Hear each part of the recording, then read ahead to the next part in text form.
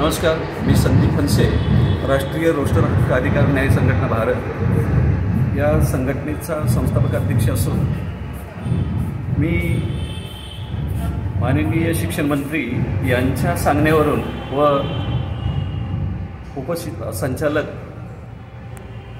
पुणे यांच्या सांगण्यावरून माननीय शिक्षण अधिकारी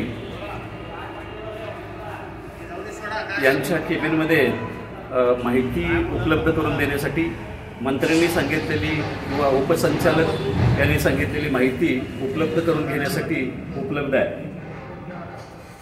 दुपारी 2 वाजल्यापासून ही माहिती मागण्यासाठी मी उपलब्ध असता थोड्या वेळापूर्वीच मी शिक्षण मंत्र्यांनाही फोन केला, उपसंचालक यांनाही फोन केला.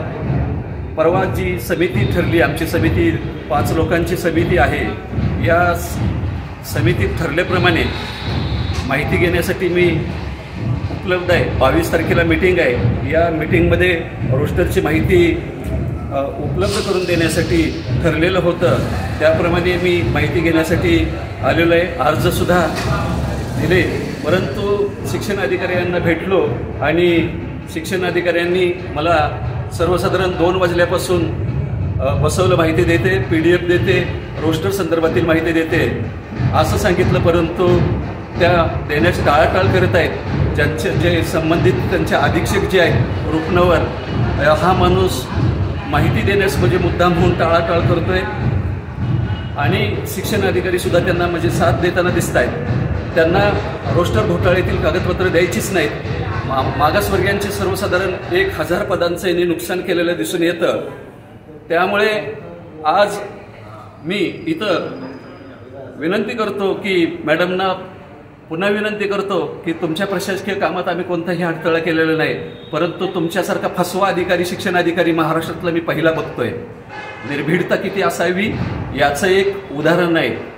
तुम्ही खऱ्या अर्थानं जातीवादी एक शिक्षण अधिकारी म्हणून मला म्हणजे इथं म्हणावं लागेल, कारण तुम्ही माहिती उपलब्ध करून देत नाही.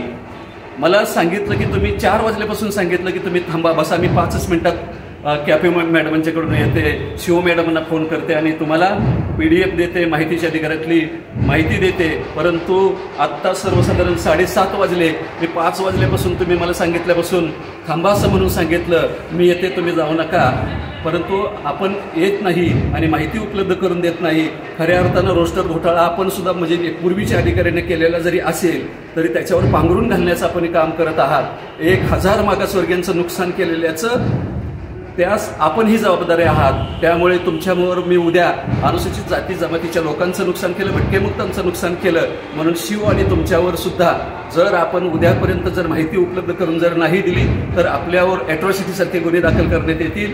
आणि शिक्षण मंत्र्यांना माझी विनंती आहे की अशा अधिकाऱ्याला तात्काळ निलंबित केलं पाहिजे. जो एका म्हणजे समिती स्थापन केली, त्या समितीतल्या एका सदस्याला या पद्धतीचं जर वागणूक देत असेल तर इतर संघटनेच्या यांना म्हणजे काय वागणूक देत असेल याच्यावर समजून घ्यावं. शिक्षण अधिकाऱ्यांना माझी विनंती आहे की जर आपण यांना पाठीशी घातलं तर आपल्यावरही गुन्हे दाखल करण्यात येतील, याची कृपया नोंद घ्या.